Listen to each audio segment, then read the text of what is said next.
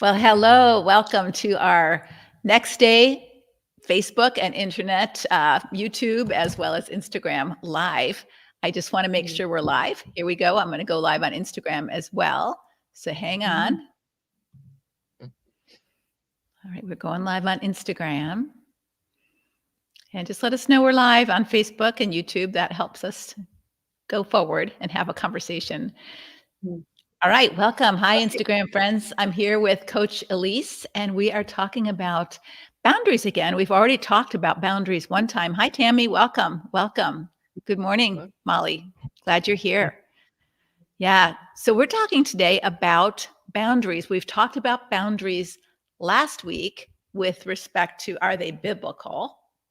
This week, we're going to talk about what's the difference, and is there a difference between a boundary that feels controlling or a boundary that's empowering for you.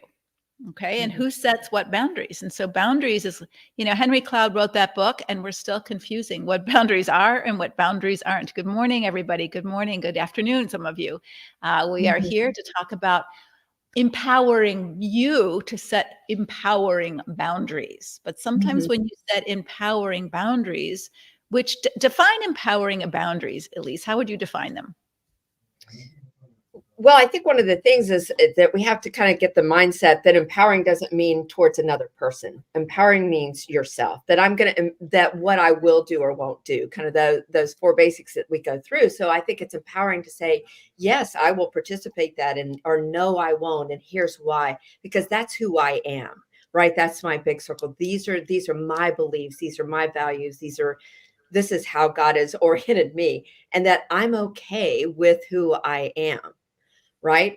But I have to know that woman. And that's where our boundaries, I think, can become strong, is we have to know who we are. Otherwise, other people's boundaries, we begin to not be okay with ourselves. And so, empowering ourselves with knowing who we are and knowing who we aren't, knowing what we will do and what we won't do, knowing what belongs to us. Because I can be in conversation with somebody, and it's real easy for me to kind of say, well, that belongs to you. That doesn't belong to me. Or that is, those are your thoughts. So I'm empowered by what I own and belong, what belongs to me. This is really helpful, I think, for even me right now, because I had a friend who's in a big pile of doo-doo right now. She's just in a mess of a problem. And she calls me every day about it, and she wants to, complain and get my advice and all that. And it's really helpful for me to say, this isn't my problem to solve. Because as the counselor, as the coach, as the expert in people problems and all that, it's very tempting for me to take on that burden as mine. But that's not mine. That's hers to solve. And taking over for her and solving her problem actually isn't going to help her, right? Because she needs to be empowered to figure out, what are her boundaries? What are her non-negotiables? What does she stand for and stand against? And part of the reason she's in this doo-doo is she keeps falling into the same pile. And so she's got to learn those lessons. And so, but it's really helpful for me as a friend just to stand back and say, I can be caring until I can't. Like sometimes she could go on and on and on, and then I'll have to have a boundary and say, you know what? I'm tired. I've got to go. Right. Or I've got some other things I've got on my schedule that I have to take care of. So I can be the kind of friend I want to be and not feel responsible for her problem, or responsible to fix her problem, or responsible to stay with her until she fixes her problem. I can give her what I can give her, right? Which is kindness, a listening ear, and some empathy. And when I can't give that anymore, or I'm done giving it, I can say, I'm done, without the guilt trip. And I think this is really freeing, ladies, for those of you who may have friends who just suck the life out of you, and you don't have good empowering boundaries for you, and you are over functioning trying to fix them. Well, this is a 2-4 example as well, that you're responsible to her in some way, to love her, to listen, to be available as a good friend, but you aren't responsible to her to exhaust yourself. Right? You're responsible for yourself to speak up, right? And I'm responsible to her to say when I can't do anymore. Right. right? And so so all the responsibility in a sense is, it's while it's divided in a healthy way, we have to know those boundaries. Like, Mhm. where can I go? Where do I need to say no? And how do I steward myself well? And that's the beautiful thing about boundaries, is it's Mhm. about this self-stewardship. And we Yeah. have to know where that ends and where another's begin. Write these words down, 2 and 4. I think this is really helpful. So I'm responsible to certain people, to my children, Mhm. to my friends, to my husband, to my, obligations to show up when I say I'm going to show up, to care because I said I was going to care, Right, to do that. right, I'm not responsible for fixing their life, right, solving their problems, right, changing their emotional place. I'm not responsible for how they handle their emotions, right. right? They're responsible for that. And so this is really freeing and empowering to you, that 2 and 4. You can be responsible or caring to a person and not Mhm, responsible for a person. And this mhm, can be mhm. life-changing for you. You also are responsible for your well-being. And when Right, caring for someone else is right. causing you to be irresponsible towards yourself, sometimes that's a sacrifice. It's called a sacrifice. Like if I Mhm, stay up all night with a crying child, all right? mhm, I'm responsible to that child, and I'm willing mhm. to sacrifice myself to take care of that child's needs because it can't be responsible for itself, Right. right? If my husband's having a heart attack and I lose sleep over that because I'm up all night taking him to the ER or whatever, he's not capable of taking responsibility Mhm. for himself in those moments, right?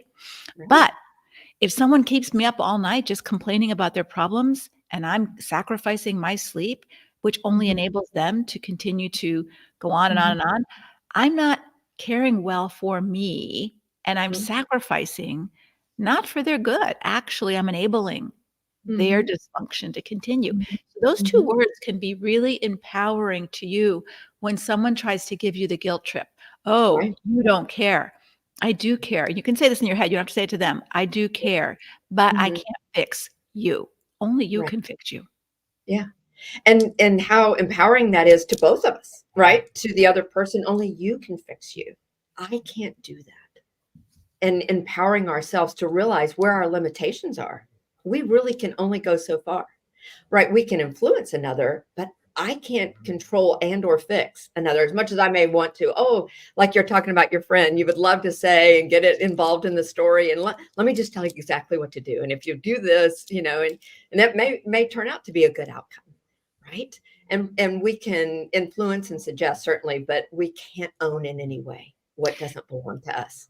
Yeah, and I think some of the things I would suggest would help her. I can't have any control over whether she does it or not, and neither Right, do you with people, right, even your husband and your adult children, right? You have right. absolutely no control over that, and so this is really empowering what you have control over you, and sometimes you don't have total control over you sometimes, right? Because we have Mhm, limited capacity. We have mhm. limited because we're limited human beings. I had a client who fell asleep driving. Why did she fall asleep in the middle of the day? She was driving home from work at 4 o'clock in the afternoon, conk, Uh-huh. crashed into the cars in front of her. Why did she just fall asleep? Because her capacity was at the end. She wasn't stewarding her sleep. She Right. was doing the things that we do. We overfunction to take care of everybody else's needs. She was saying, "Oh, I get more done at night when everybody's in bed. I can clean the house now. I have time to do the things I need to do and get everything ready and make all the lunches and all that." So she was getting, 4 to 5 hours sleep instead of the 8 hours she needed. After a week or 2 of that, her Yeah. body just said, We're not doing that. We're not doing that anymore. We need sleep and you're not taking care of us. We're taking over." And she just conked right out in the middle of the day. So we don't have endless Right. capacity to be responsible for ourselves, but our body will give us plenty of warnings when we're close to the edge. Yeah. And we need to take warning about that, whether we're close to the edge of peeing our pants, whether we're close to the edge of losing our temper, whether we're starting to get sleepy at the wheel. Our Mhm, body is warning us we are at capacity, time to stop doing what we're doing and take care of us. mhm. Right. Well, and it goes back to, to me, one of my favorite verses is really just about the greatest commandment, is that we would love the Lord our God and that we would love others. How? As we love ourselves. So we're commanded to be stewarding ourselves, right? The Lord wants us to steward ourselves. And so we can be in sweet obedience with that. We don't have to feel guilty because we have a capacity, because we have a limitations. He's designed us that way. And so how do I steward myself and, say, I would love to, but I can't. And sometimes when we get to that place, we don't feel okay, right? As we kind of like, can I be okay when you're not okay? Or and somebody wants us to keep going. And we have to say no. We have to say, it is my responsibility, which is a boundary of what I can do and what I can't do. And can I be okay saying no? Can I even feel empowered by saying no? I think we just I have to say no. And we kind of melt at that place because we'll disappoint another. And we have How to say many no. of you can say no without guilt? Right. How many of you can say no without guilt? Put it in the chat. So we're Can I doing say 80% of the time? 80% of the time. Yeah. We're doing workshop next Tuesday afternoon at this time, noon Eastern time, as well as next Tuesday evening at 7:30. Same webinar, live both times. Myself and two of our coaches are going to be teaching it on I'm not okay when you're not okay. This is what we're talking about. They're not okay. My friend is not okay. It impacts me, doesn't it? It makes me feel bad. It makes me feel anxious for her. It makes me feel sometimes angry at sometimes the choices she makes, and so I'm not okay. And so what we try to do when this happens is we try to fix our friend or our husband or our adult child, right? So it's true. We're not okay when you're not okay. We feel guilty when you're not happy that I'm saying no, right? Or I'm not giving you attention. I'm giving me attention. They don't like it, right? And so when they're not okay, we're not okay. And how do we learn to get okay again? We typically try to overfunction to make sure they're okay. If they're okay, then I'll be okay. But they don't get okay because we can't change them. We can't fix them. We can't make them do what we think they should do to stop watching porn or to stop drinking so much or to be nicer husband or to be more faithful or be more, whatever it is that they're doing that rocks your world. And so if this is for you, if this is you, you relate and you think, if only he would change, if only my friend would change, I have no power. I've been her friend for a long, long time. We're going around the same merry-go-round many times, right? I'm still her friend. I can't change her life. Only she and God can change her life. And so this is where I think it's really important that you learn that self-stewardship that Elise is talking about. And how do you learn to be okay inside you when someone else that you care about isn't okay? And that's what we're going to teach you. And we're going to teach you to define the difference between what's their problem that you're not responsible for, what's your problem with their problem, which you are responsible for, and what's the we problem in the relationship. Because sometimes we get all that mixed up. So that'll be all clarified for you next Tuesday. And we're not going to do it on Facebook. We're not going to do it on Instagram. And the reason we don't do it on our Facebook page or live is because we want you to have total confidentiality and freedom in a safe space to ask the questions you want to ask without worrying about someone reading your feed. And so we take it off of social media. We give you the workbook that goes with it. It's all free. And all three of us will be there the whole time, me, two of my coaches live, as well as our coaching staff to answer your questions in the chat. We really want to help you with this. So please show up to get some of these answers to if you're not okay when someone else isn't okay, whether it's your mother, your husband, your adult child, your neighbor, your friend, and you are paying the price because the Bible tells us bad company influences us. People who are angry make us feel angry inside. People who are depressed make us feel depressed inside. You catch the common cold of emotions around you.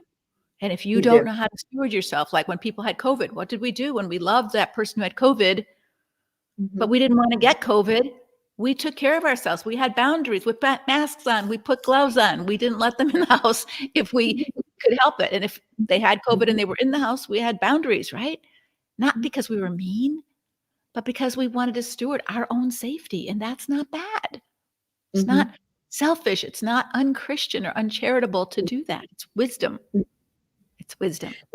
One of the things I like is that you're using the word okay. And I think that's a really good word as far as like almost neutral. Like I'm not great and I'm not, like despondent. I'm okay. Right. And I can get more and more okay as I practice this.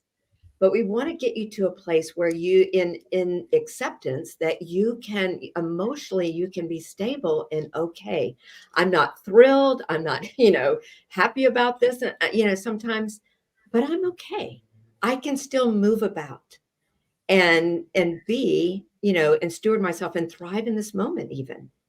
Right. And so I love that we're even using that language. Like, let's get to a place when we're not okay, that we can get to an okay place. I don't want to think too lofty beyond that. Let's get you to that. I'm okay. I will survive. And maybe I can thrive. And the more I'm okay kind of produces the more I'm okay. I have learned to live through the tension of saying, I can't control this. Mm. This doesn't belong to me. This Mhm. actually belongs to them. And I'm developing the okayness about that, right? I'm developing some grit, some tension tolerance that says Yeah. I can live in this instead of keep working and being frenetic and trying to make it okay. Because why? Because once you're okay, I get to settle down my anxiety. Yeah. And we want to learn to say, you know what? Even when you're not okay, I have to learn to be okay. Yes. That even when you're not okay, I can learn to settle down my anxiety. That's really what we're going to teach you how to do in the workshop. Because if most of you are here, you've already tried to fix them.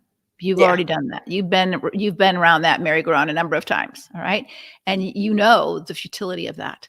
So Right. Nicole is asking, how can I register for this free session? So I'm going to say it out loud. It's on the screen. If you're watching our feed on Facebook, it's on the screen. The link is there. It's also in the chat on Facebook, so you can find it there. But for those of us who are on Instagram, if you go to leslievernick.com, which is Leslieve, well, it's on my Facebook and Instagram, leslievernick.com/join webinar, no break in the words, join webinar. If you go there and you can get it'll say register for noon, register for 7:30, which time do you prefer? And then you will get the link on Tuesday for your handout, which you should download and print out so you can take notes during the workshop, as well as then a link before the workshop starts, whether it's at noon for your time, Eastern time, or whatever time zone you're in. It's noon Eastern time live and 7:30 Eastern time. Then you'll get a link to go. If you can't attend live, you won't be able to get a copy of the replay if you don't sign up.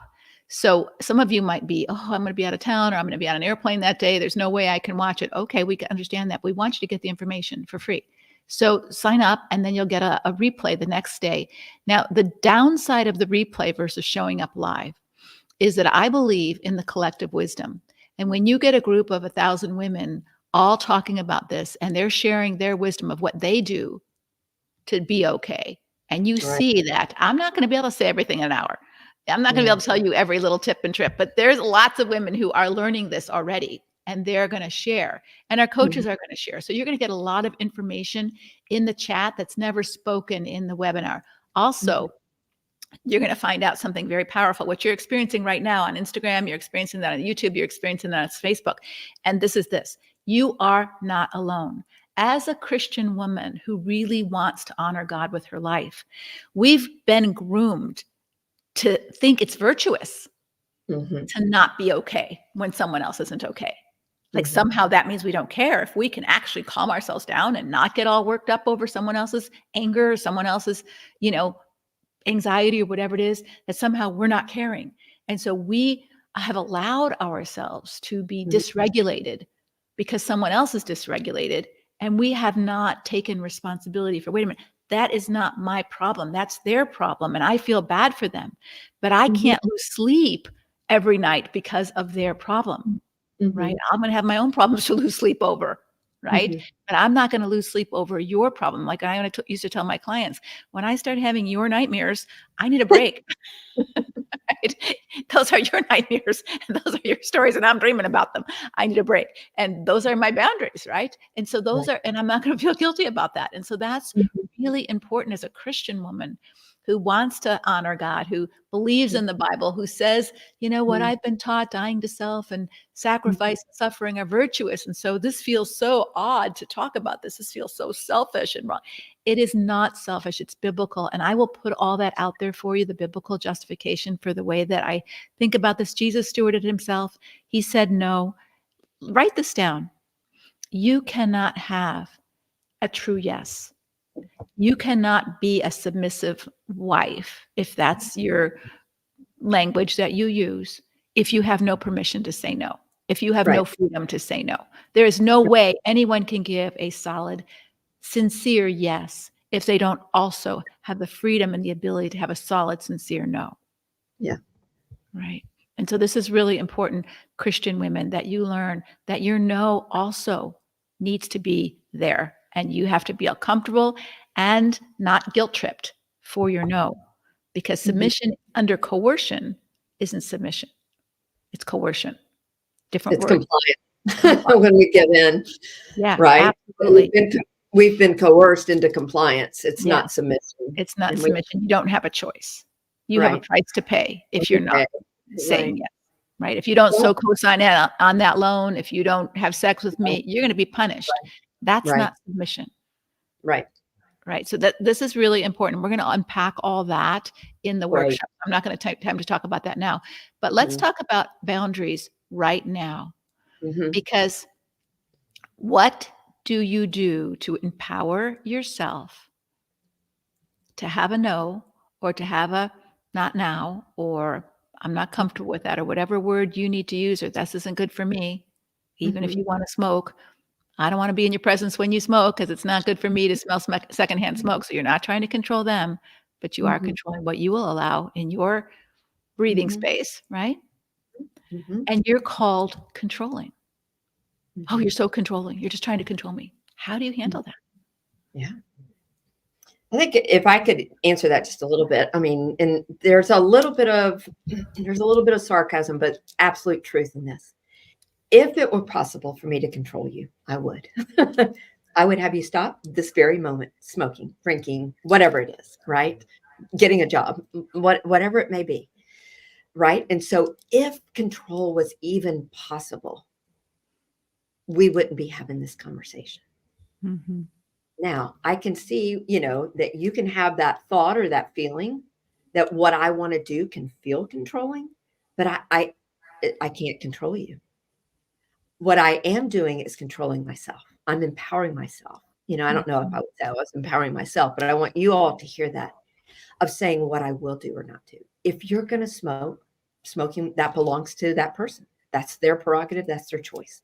But if you choose to, then I need to, and again, I'm putting a lot more language around what the idea is versus what I would actually say. But if you choose to do that, then I'll need to step away. Or please be sure that you have your last cigarette before you come in the house and actually walk around the block so you don't smell like cigarette. But right. So this is just a matter of like, this is what I will do or won't do. Yeah. If you Yeah. choose to drink at night, Mm-hmm. I can't stop you. I wish I could control that. But what I will do is this. And so I'll remove my presence. I can't be okay watching you get drunk night after night. So I'm going to take care of me so that I can be okay. Yeah, that's so good, Elise. We have a question from Amanda, and I think this is really important. So I'm going to read your question out loud, Amanda. I'm not okay when you're not okay. All right. What if a wife is borderline and a husband is narcissistic, which is what we showed last week in that category of 3 and 3. So like attracts like. So borderline is unhealthy, narcissistic is unhealthy. Different ways unhealthy, but you're both unhealthy. Okay. So Amanda, you're asking the question, how does the wife cope with abandonment issues being triggered by the husband's emotional unavailability? So this is really important. So we've talked about this chart every time I'm on here. So there's every one of us struggles with two things. We struggle with what's going on inside of us. So Amanda's Right. getting triggered when something out here happens. Her husband is narcissistic, so he's unavailable emotionally. He abandons her, right? So she's Mhm. getting triggered. He abandons her. So her Mhm. strategy as a borderline, I'm going to make this up. I don't know you, Amanda, but I do know a number of borderlines, all right? So your strategy is to try to get him to change. So Mhm. you need to stop abandoning me so I don't feel this way, Right. right? So I'm not okay when you abandon me, and I need you to fix this so I feel better. And Mhm. that's not a healthy approach to life. Because if Mhm. you need, with a capital NEED, something out here to change in order Mhm. for you to be okay, you're going to always be at this mercy. And Jesus tells us, in this world, you will have trouble. People aren't going to always do what you want them to do. So using Elise's language, your triggers and your abandonment issues are your issues. Mhm. This triggers you so that you work on your issues, Mhm. right? These are your issues to work on. He's got his own issues to work on, whether he chooses to work on them or not. But what would Mhm. be possible, Amanda, instead of trying to fix him so he doesn't trigger you, what if you Mhm. fixed you so that you didn't get triggered? Yeah, that's the empowering, Mhm. right? That's the empowering. It's Right. helplessness to try to fix him, especially if he's narcissistic. Right. The more But you try, the further he would go. that's right. So your job right now is to say, "Wow, this is Mhm. triggering some issues in my childhood. My husband has triggered issues in my childhood that I need to deal with. He's not Mhm. responsible for fixing my triggers or my childhood. Certainly they Right. come out, and Right. now I have to look at them and say, wow, I've got to deal with my shame. I've got to deal with my abandonment. I've got to deal with my not good enough, never being good enough issues, right? He Mhm. triggers them. Other people trigger them too, but they're my issues, Mhm. right? And we'll talk about that with your husband. When he blames you and somehow you've got to fix all his internal stuff. You don't, you can't, Mhm. Mhm. right? Mhm. So when you don't have sex with me every night, I feel rejected. Well, that's a trigger for you. Then you're going to have to deal with that. Mhm. Right? Because I don't want to have sex with you every night. I can't fix your abandonment issues. You have to fix them. I can soothe them, but it's a temporary fix because they Right. keep coming back night after night after night after night. And I'm Right. not willing to soothe them every night like that. So those are Mhm. your boundaries, but that's where you're actually being kind to not fix their issues because they have to fix their issues, right? Mhm. As Mhm. you do. And so, Right. Amanda, I hope you hear this with the love that it's intended. It's not about fixing him so you don't get triggered. It's about what do you do to fix yourself so you don't keep getting triggered, Mhm. Mhm.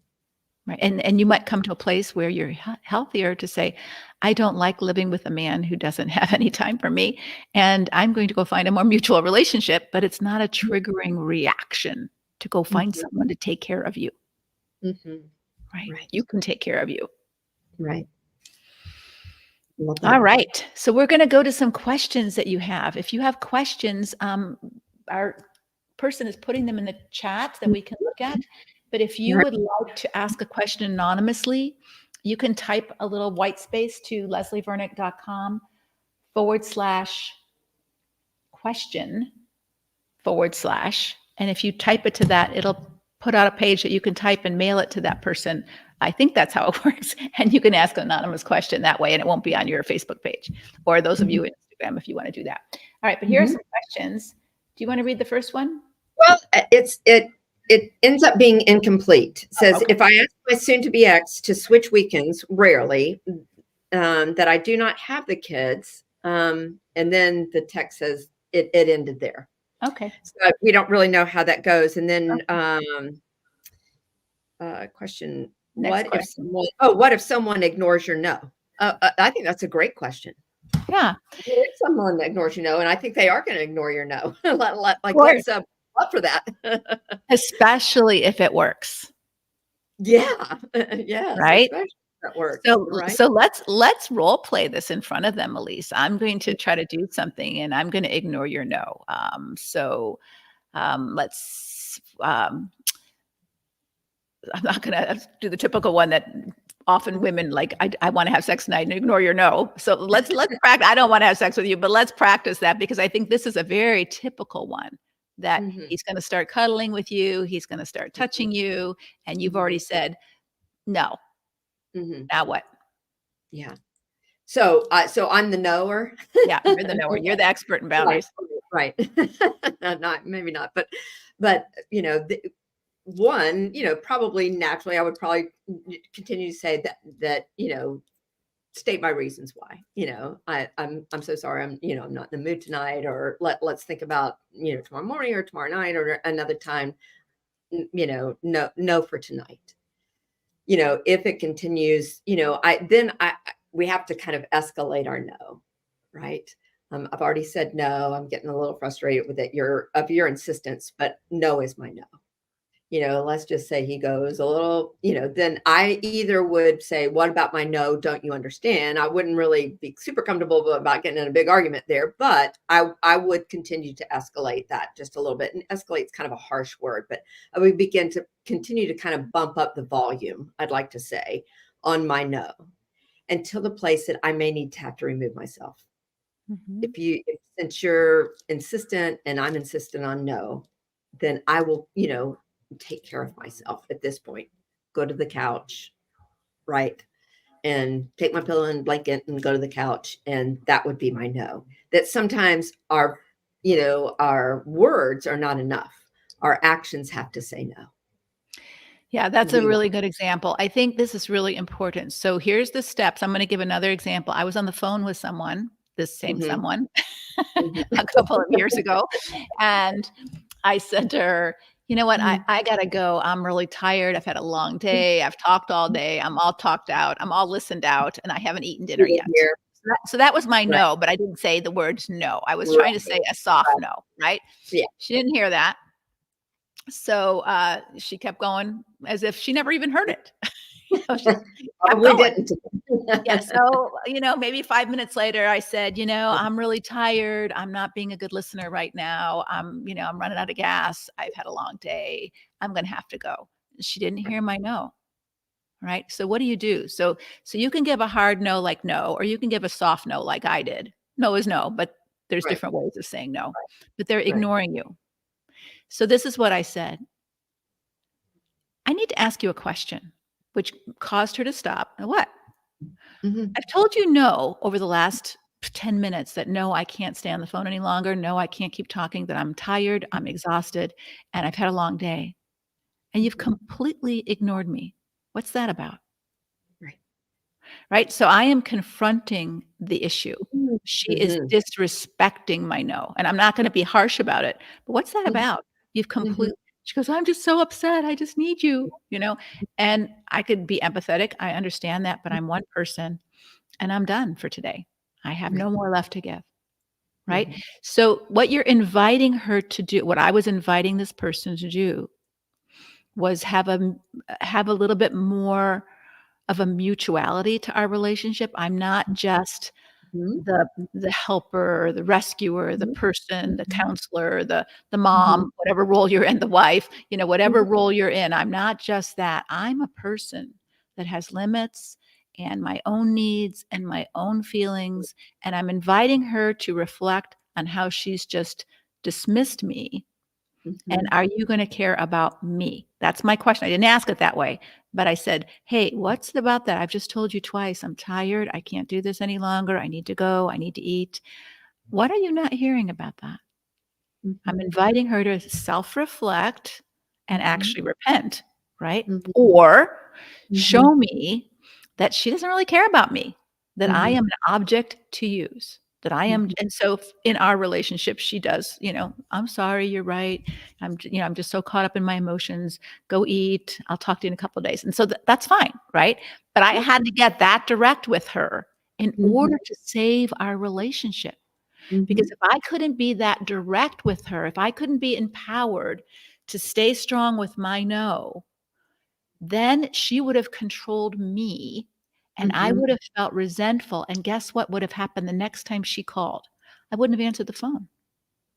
There And you now go. we have a broken relationship, right? Mhm, Because I'm avoiding her because mhm, I'm not doing my work at self mhm, stewardship. My work is to take care of me and care about her. I did care about her for about a half hour, and then I had to care about me. I was done mhm, caring about her. I had to go eat and sleep. That's what I needed to mhm, do. And mhm, by her ignoring my no, it mhm, said, "My needs are more important than your needs. My needs are more important than your needs," right? That's what she was saying in her emotional place. And then she ignored it again, and she was saying, and so mhm, then I stopped it and I said, "Hey, here are my needs. Are you mhm. gonna care about my needs?" 2. Yeah, 2, not just your needs. We have 2 Mhm, people in this room, mhm, right? Are you gonna mhm, care about my needs too? And she did. And that has preserved our relationship over the years.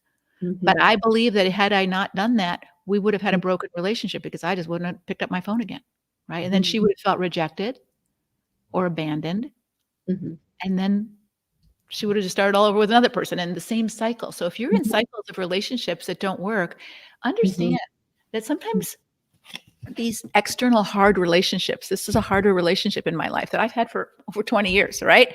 But I believe God uses her to help me do my internal work, right? And he uses me to help her do her internal work. Like, hey, what's this all about? And she had to reflect.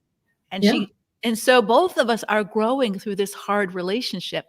But if she has to change in order for me to be okay, or I have to do what she wants in order for me to be okay or her to be okay, it's a doomed lose-lose relationship. And we'll talk about this next week at the workshop. So that's the long answer to what do you do when someone ignores your no? You stand strong up for yourself. And maybe they're still not going to be happy with your no. I'm sure she didn't hang up the phone and say, I'm so happy that she couldn't talk to me any longer, right? I'm sure she was a little bummed. Confronted me. Right? No, I mean, she probably wasn't thrilled that you confronted her, but you did, right? Yeah. And in her, I think in her own okayness, she embraced it and heard you, which was really beautiful. And I think one of the things that, I mean, what's the word? I'm kind of a little bit lost in the word, kind of this internal strength that one, I think that you heard two different stories a little bit. And I think your internal strength, it's been developed. And I love how you were talking about your growth over the years. And so if you have kind of a soft or weak no, know that you can develop and grow that internal strength. Now, I'm not sure if I can confront the way Leslie confronts. I probably would remove myself. But I love the point that Leslie made is when we don't confront, when we don't kind of say, hey, there's a me too. And if we can be in a relationship, you'll hear me. Right. And so that was so good. And kind of when I said, I think I might go down to the couch and sleep. And that would have been my volume. Can you hear me that I'm saying no?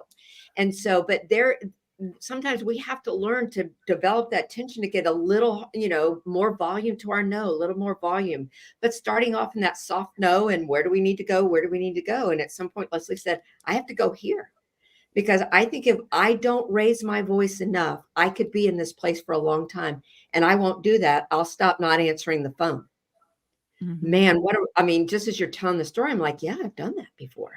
Right. Yeah. I'm like, ugh, right. And that was actually the place of my growth. And I avoided it probably. Right. So ladies, can we hear that? Like when that tension arises, can we kind of like, what do we need to do at this point for our own internal growth to say, hey, I've got to raise the volume?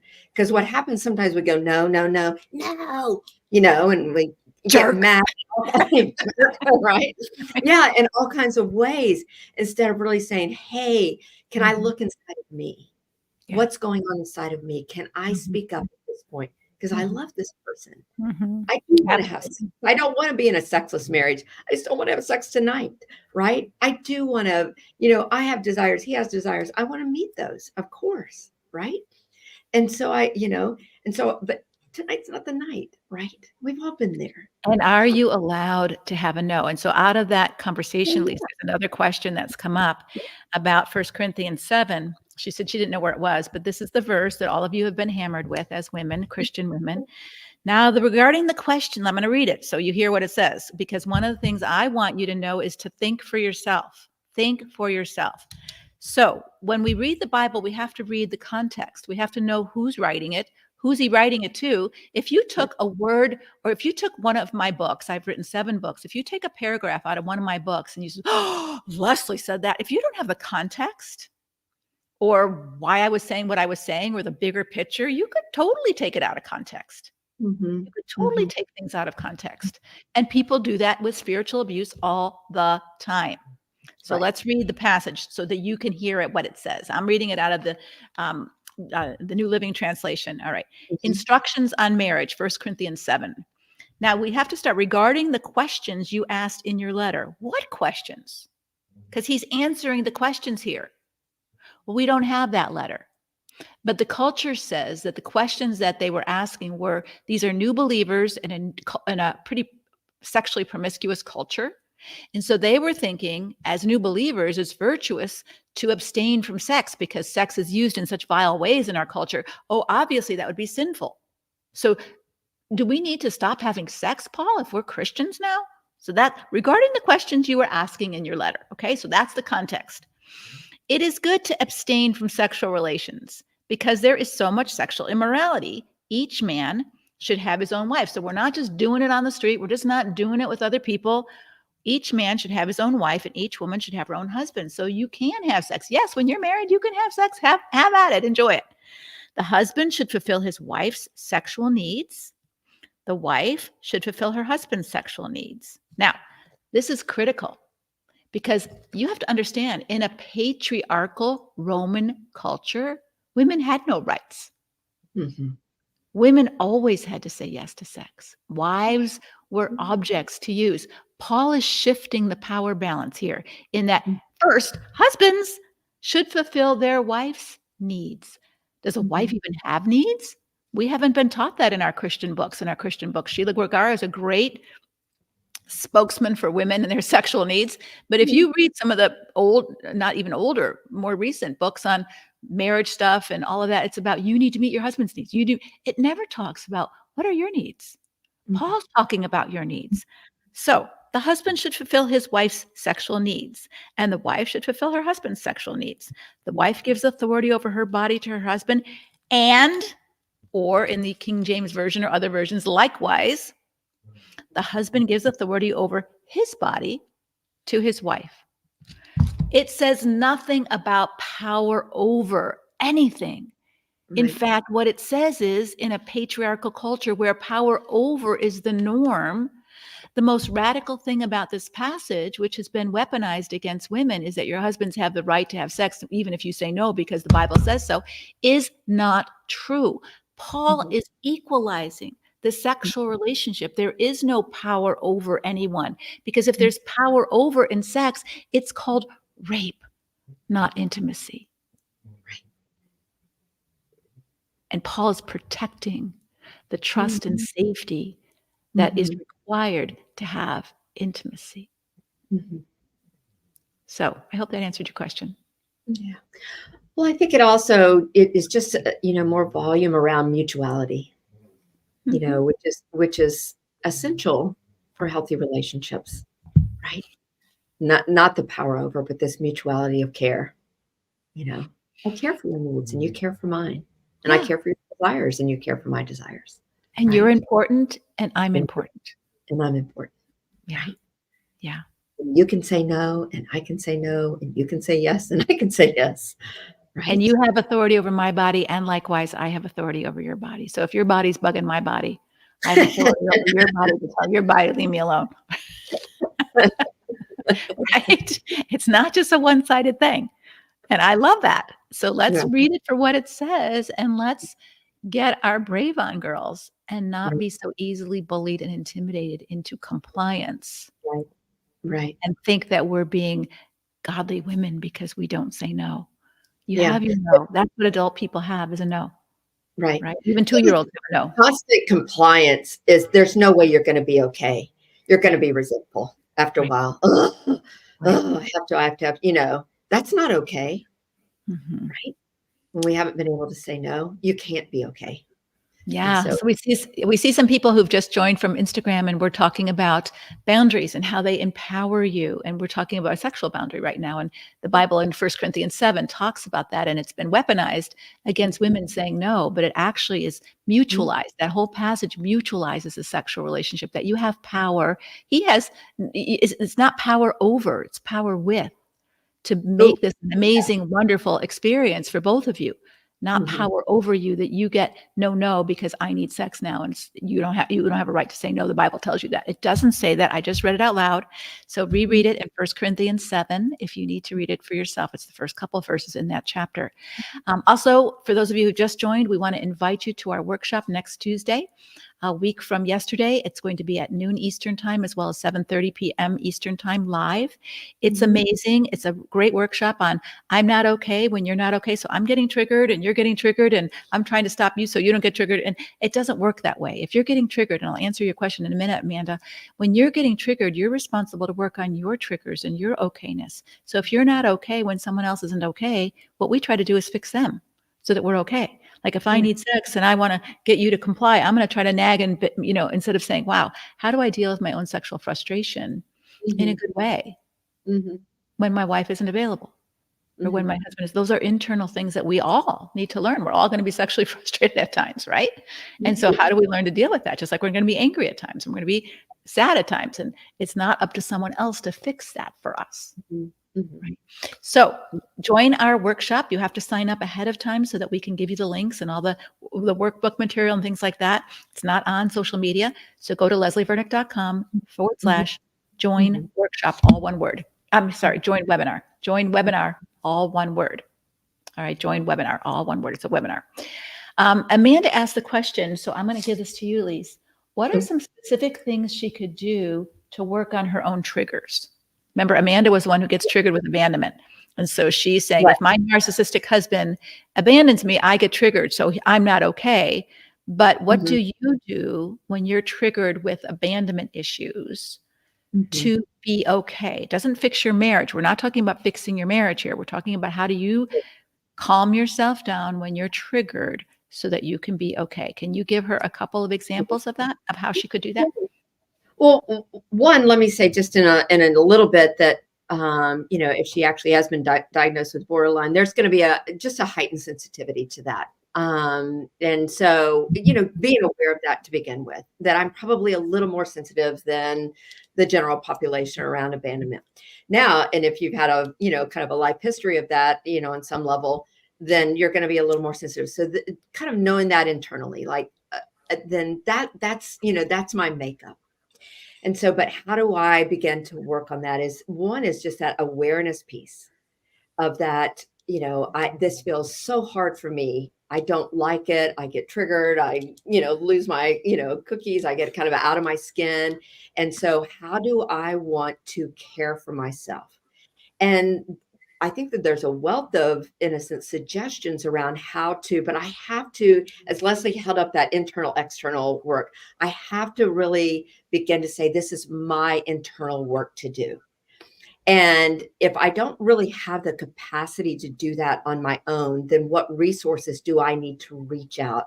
Do I, begin to kind of solicit and find a really good therapist who really has maybe a niche around borderline that really understands you more than other therapists would understand you, that they get it, they understand, and so they can help you begin to skill build around that problem, and so that you can be okay, that you can begin to say, you know what, there it is, I can sense it in my body, I know what's happening, my chest is getting tight, or you find yourself getting weepy, or you find yourself pacing, getting anxious, whatever it is, that you begin to be really aware of what happens when your body sends that signal. Because triggers are this signal to us that, hey, danger, danger, or Danger, something. danger. Yeah. Right. It's kind of, and it goes all around, and we need that. But, triggers aren't necessarily a bad thing. So we don't want to really kind of over, in a sense, demonize triggers. We kind of like, oh, it's nature's way of telling us, hey, you've been there before and it doesn't really turn out well. And so one is that we, kind of seeking out further help for yourself, like you kind of understand already, kind of understand the nature of borderline, understand like I need some extra help because I keep doing this, and boy, it's a burden on me, and it's a burden on my relationship, and my relationship maybe with girlfriends and with a spouse. What do I need to do? Getting outside help, really understanding my body. Here it is. Here it is. But, and then be able to really kind of hear our thought process. What am I telling myself in that moment? Is that true? Right? Because if you've been around us very long, we really are often saying we have to get aware of what our thoughts are, because man, they can hold us captive and take us away in a second. I can build a really big narrative that's a negative narrative about some situation because one, my body's feeling it, my thoughts are telling me that. At this point, I'm just not going to be okay. So I have to really pay attention to my internal self, listening to my thoughts, listening to my body. What is it telling me before I start going out externally attacking, saying, hey, you have to calm me down? And how empowering that would feel if I was able to get a hold of myself. Yeah. Oh boy, here's that, that chest I feel, or I can tell my breathing's getting more labored, or I can just, gosh, my thoughts, there they go. So Mhm. really bumping up the awareness. And that Mhm. may take others to really help you be able to do that if you can't do that on your own. But that would be some of my starting suggestions around that. Yeah, and Amanda, I would suggest that, you look up, DBT therapy. So DBT therapy is really good, Mhm, teaching therapy more than therapy, but it's teaching mhm, therapy about how do you manage your triggers as a mhm, borderline. mhm, How do you become aware of them? How do you manage them? So it's mhm, capital D, capital B, capital T therapy. I mhm, also would encourage you to look up some calming breathing exercises on YouTube, like box mhm, breath. Navy SEALs use that to calm themselves down when they're triggered by a gun in their face. All of us would be triggered by that, and you're not going to say, "You can't put that gun in my face." But how do you calm yourself down so that you don't react to that? And so, really practicing breathing techniques, vagal nerve stimulation techniques, things like that that are pretty out there now on YouTube that you could watch and practice some of those things so that your response, because when you're all flooded, it's hard for you to think. Your prefrontal cortex isn't thinking clearly. So mhm. you can't even get to your thoughts when your body is dysregulated. So your first step is to get your body regulated. Nobody can do that for your body but you. Right. Right? And you may want someone to, hold me and comfort me and soothe me, but that's like an Mhm, infant who's dysregulated, all right? But by the time you get a little older, you have to learn to do that for yourself. That doesn't mean that comfort isn't coming from other people sometimes, but if you don't mhm, have someone there and your husband's not willing to do it, are you just gonna let yourself flail? Then no, you've gotta learn how to take care of yourself. Just like when a mommy can't attend to a baby, it figures out, I got a thumb. That helps, right? Or I've got a blankie and I can rub that and that helps, and so they start to learn to self-soothe when they're Well, distraught and their primary caregiver is not available. That's good for them to learn to do because mommy's not gonna always be available. And so you have to learn some of those self-soothing, self-calming mhm, techniques and strategies to get your body to calm down so that then mhm, you can pay attention to your thinking. "Everybody hates me, nobody loves me, I'm all alone in this world." That's not true, but that's mhm, how it feels right mhm, now. And because you're mhm, telling yourself that, just like if you were telling yourself, if you have gas, "I'm having a heart attack, I'm gonna die," it would make you more anxious if you started telling yourself that, right? By the mhm, things you tell yourself when you're in that anxious place is making it worse. So you have mhm, to learn to get a hold of those thoughts and calm yourself down, and that will help you with those triggers. Those are 2 things, 2 or 3 things mhm. that you can do. Okay? Yeah, yeah, All right, absolutely. we have a hard stop in about 3 minutes, so we're gonna pick one more question to answer for you, Okay. and then we're gonna be done for today, but let me tell you 2 things. Tomorrow, we're gonna be back, and we're gonna be back at, uh, let's see, tomorrow night, 7:30, Parenting with Purpose. Parenting with Purpose. Awesome. How are you a positive role model for your children when you are not in the best marriage? Mhm, Right? Not in the best marriage. How can you still be a good mom, even a good wife? You can be a good wife and not have a good marriage. Did you know that? We talked about that a couple days ago. But how mhm, do you be a good parent when you're so wrapped up in trying to save your marriage that you aren't even thinking about your kids? right. And that's hurting them, right? When he's not okay, everybody gets to be not okay. And if you can learn to be okay when he's not okay, you can help your kids learn to be okay too. So that's Mhm. part of what we're going to talk about tomorrow, and that's at 7:30 Eastern time. So be sure to show up for there. One other thing that we have before we close, and then I'll take one more question. What's your biggest takeaway from today? What's your biggest aha moment for you today? Put it in the chat. The reason we do this is because we talk about a lot of different things. And if you don't take one and just say, wow, this is what the Lord said for me today, it's Mhm, easy for you to close your computer off and that's the end of today. You didn't really take anything away for yourself. You're here mhm, for a reason. I don't take that lightly. God has brought you here. And so, what's the one thing? What's your one takeaway that you feel God is impressing on your heart about boundaries, about you having boundaries, you having your no? What's one thing that you learned today that I am important too? Dee said, yes, I have a voice. Yeah, you do. God gave you one. And He gave yes, you a brain. Use it. Use it. Boundaries are not selfish. they aren't. They're No. self-stewardship. Yeah, they're stewarding your body and if you and your mind and your spirit and your life. And if you don't do that, it's like the parable of the talent. Oh, I didn't do it because I was scared. God's saying, what? You wasted this stuff? Don't waste your life. Mhm. Don't waste your life. You're responsible to steward it.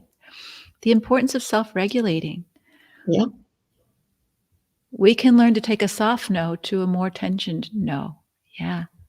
I need more boundary phrases memorized. I can control myself. I'm Mhm. getting stronger with my no. Yeah. I'm learning the things I should have known when I was married instead of being walked all over, Rhonda. That's a great statement, but I would just be careful not to should on yourself. Mhm. Sometimes we should, I shoulda, coulda, woulda, and we Mhm. go into a guilt trip and a spiral downward from that. So just, I would encourage you to shift that a little bit and say, I'm really thankful I'm learning things now so I don't Right. repeat past mistakes, right? You're learning them now, and that's a good thing. Yeah. Getting to know what your yes and no is, getting to know what you really want to do. Perfect. Great. So glad you're getting some things. Let's take one more question. I know Elise has a hard stop and we have a hard I do. stop too. I do. Okay, so one more question. Let's see.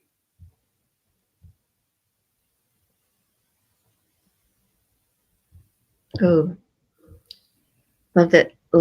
Latasha said that my no has to be solid the way my yes is also solid. Oh, I love that. Yeah. That becomes easy. Yeah.